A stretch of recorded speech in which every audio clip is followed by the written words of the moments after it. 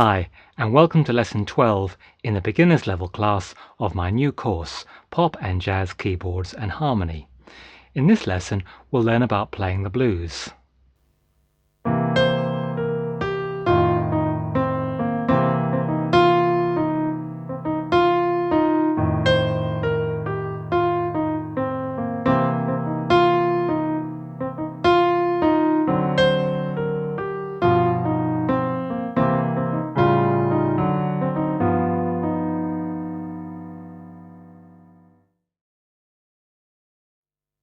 The blues is unique in several different ways that set it apart in popular music composition. Let's look at the form of a typical blues. By form of a song, I mean the part of it that basically repeats. A blues typically has 12 bars. Looking deeper, within this 12-bar form are three 4-bar subdivisions. The first 4 bars of a blues in C start with a chord built on the tonic, C7. The second 4 bars with one on the subdominant, F7. And the third 4 bars with one built on the dominant, G7. Let's see a simple demonstration of this, ignoring for now the couple of other chord changes.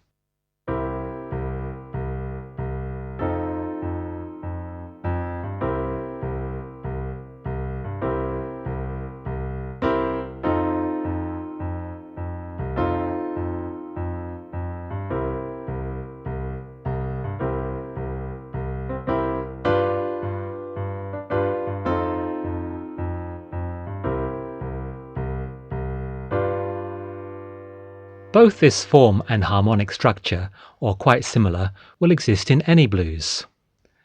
A blues vocal melody will also follow this form and structure. Here's some traditional blues lyrics. If you see me coming, hoist your window high. If you see me coming, hoist your window high. If you see me going, baby, hang your head and cry. Each of the 3 phrases span one of the 4-bar subdivisions. The second phrase simply repeats the first, and the third is a kind of concluding statement, both in meaning and in melody. The melody of an instrumental blues would be much the same. One important thing we might notice is that everything is kept as simple as possible. For example, a 1-section 12-bar form. 3 chords covering the 3 basic harmonic functions, tonic, subdominant, and dominant. 2 phrases of lyrics and/or melody, the first one repeated.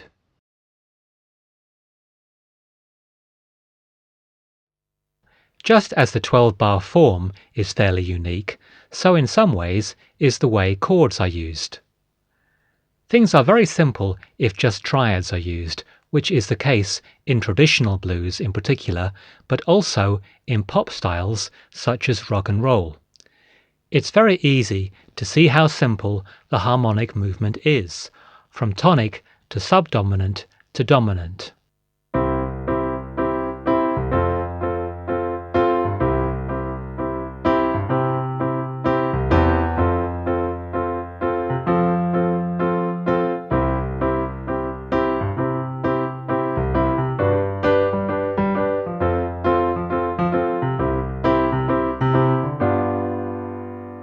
It's worthwhile noting where the dominant chord falls. It's at the start of the third and final phrase, the climax of the song, where the concluding vocal or instrumental phrase also falls. Importantly, although the chord progression can be modified and jazzed up, as we'll see later, with various harmonic features, there is one chord movement that must be in any blues progression. This is the movement to the 4 chord, F in this example. It takes place in the 5th bar, that is, the start of the second 4-bar phrase. You can make many other changes, but without this, your blues won't really be a blues. This is the case if your blues uses just triads or 7th chords. Here's the whole C blues progression using just dominant 7ths.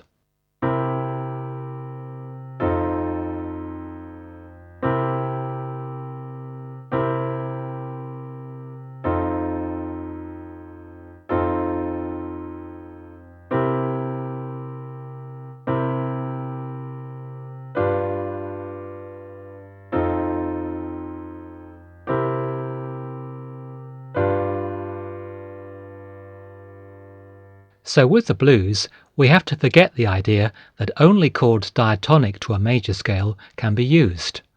Also, that dominant seventh chords necessarily have to resolve down a perfect fifth.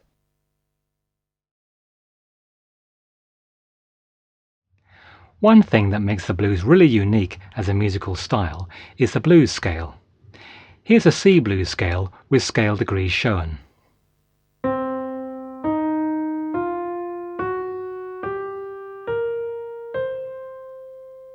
1, flat 3, 4, flat 5, 5, flat 7, 1. We can see that a C blues scale looks very different to a C major scale and might wonder where it comes from. Really, the scale that a blues scale is most similar to is not a 7-note major or even minor scale, but a 5-note pentatonic scale, a simple scale that's used in folk music from many cultures, of which there are many variations. The one most similar to a blues scale is a minor pentatonic scale, containing a minor third.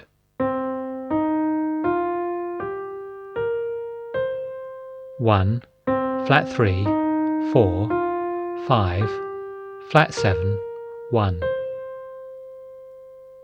You can see that the only difference between the two scales, minor pentatonic and blues, both with root C, is that the blues scale has an extra note, a G flat, scale degree flat 5, 1, flat 3, 4, flat 5, 5, flat 7, 1.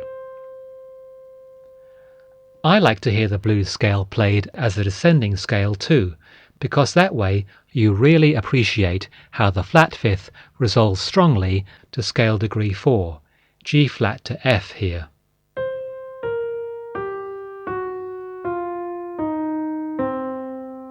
One, flat 7, 5, flat 5, 4, flat 3, 1. The flat 5 note is of great significance and is actually known as the blue note within the blues scale, which would otherwise be a pleasant but more bland minor pentatonic.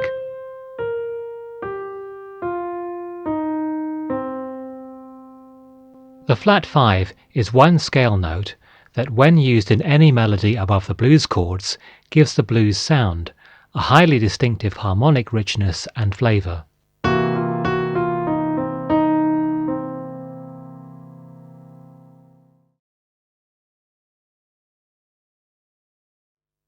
We can actually use just one blues scale when improvising or writing a blues, which also keeps things simple. For example, a blues in C can use a C blues scale throughout. This is not the only approach, but is perhaps the most popular.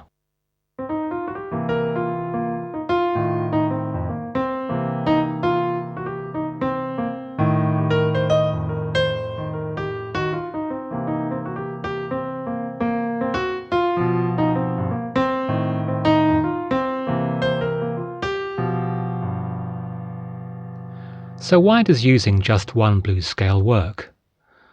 When we play a C blues scale over each primary chord in a C blues, we can see that some notes of the scale just duplicate chord tones.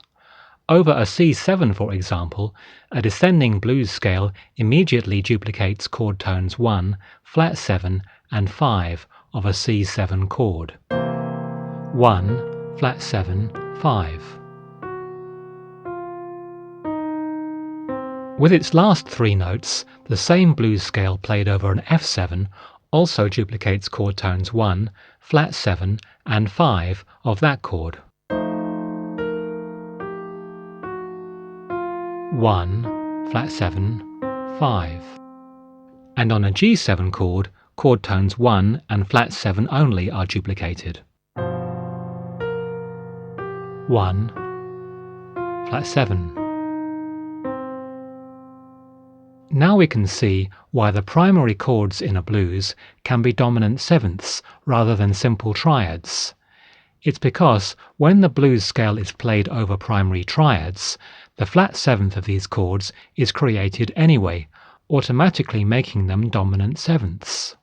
But what about the other intervals that are formed by a C blues scale as it's played over each primary chord of a blues? Here are all the chord tones and non-chord tones that are formed over each primary chord. Over a C7 chord, 1, flat 7, 5, tension flat 5, tension 11, tension sharp 9, 1. Over an F7 chord, 5, tension 11, tension 9, tension flat 9, 1, flat 7, 5. And over a G7 chord, tension 11, tension sharp 9, 1, scale 7, flat 7, tension flat 13, tension 11. Many of these non-chord tones seem like maybe they shouldn't work as melodic tensions over these dominant seventh chords, but in fact, in a blues, most do, creating very rich, jazzy intervals over each one. That's the case even when intervals of a flat 9 are formed, as in G-flat over an F7 chord.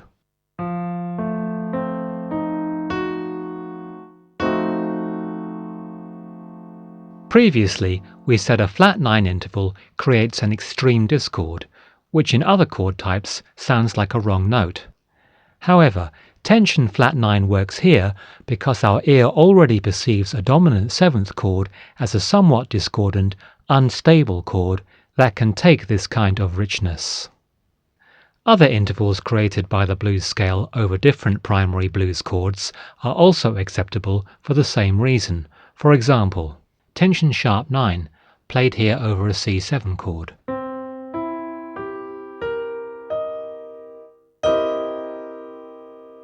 And tension flat 13, played here over a G7 chord.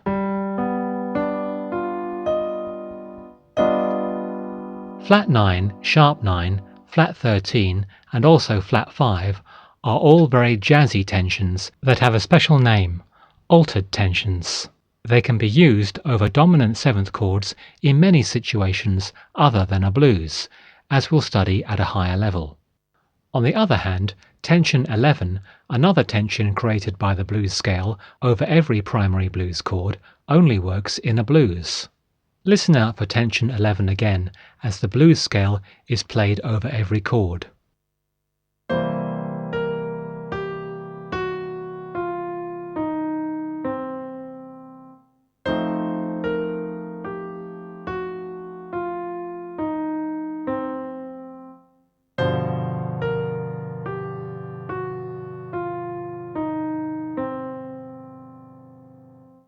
In non-blues situations, tension 11 is not available on a dominant seventh, just as it's not on a major 7 chord, because of a flat 9 interval that it forms with a third of the major triad in the chord.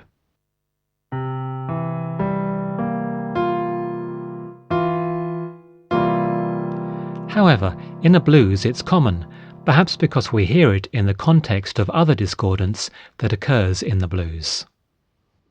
In summary, when we talk about a rich, bluesy sound, then we're at least partly talking about the rich, almost discordant tensions that various notes of the blues scale form against the chords used in the blues progression.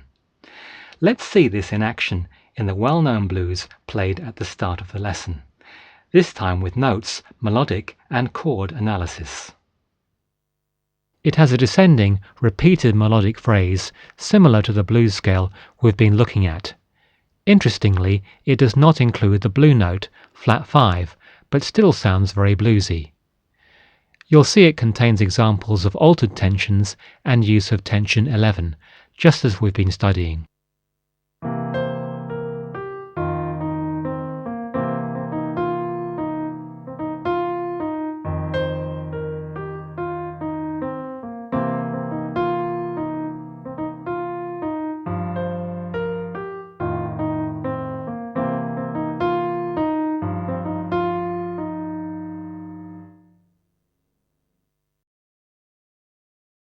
As mentioned, the blues progression we've been using is very basic, but it can be given added interest by using techniques we've already studied. Here's the basic blues progression again.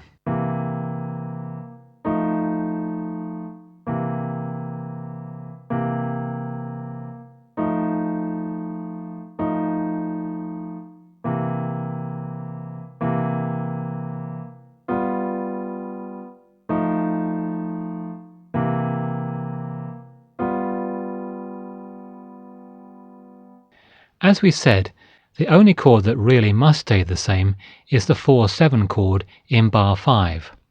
So let's add interest by delaying the 5-7 chord, G7, in bar 9, till bar 10, then create a dominant resolution to it from its secondary dominant, D7, placed in bar 9. In the last 4 bars, bars 9 to 12, we get this.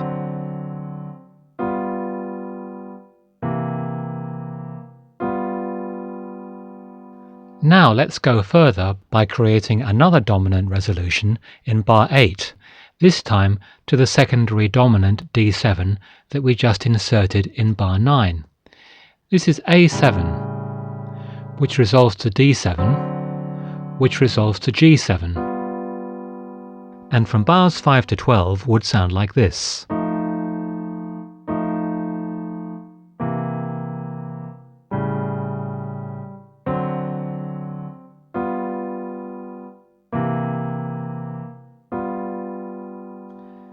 The new chord, A7, that precedes D7 is an example of an extended dominant. Its only reason for being in the progression is that it resolves by a perfect fifth, not to one of the primary blues chords, but to a secondary dominant, which in turn resolves to a primary dominant. Secondary and extended dominants can be put to good use in modifying a blues progression. See if you can spot further use I've made of them in a modified version of the blues played earlier.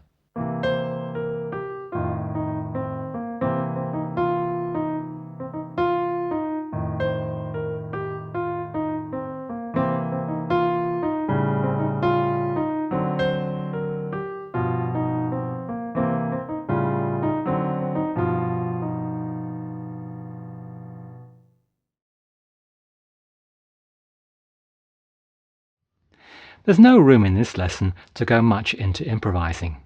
It needs at least a whole lesson at another time. But I just wanted to say that if you want to get into improvising, a blues is a great place to start. The blues structure is short and easy to get to grips with. There's only 3 chords to start with, and you've only got the 6 notes of the blues scale to think about. Create a motif, a 3 to 5 note pattern out of blues scale notes, and try to play around with this limited pattern in different ways to create as much melodic interest as you can, and a sense of logical development.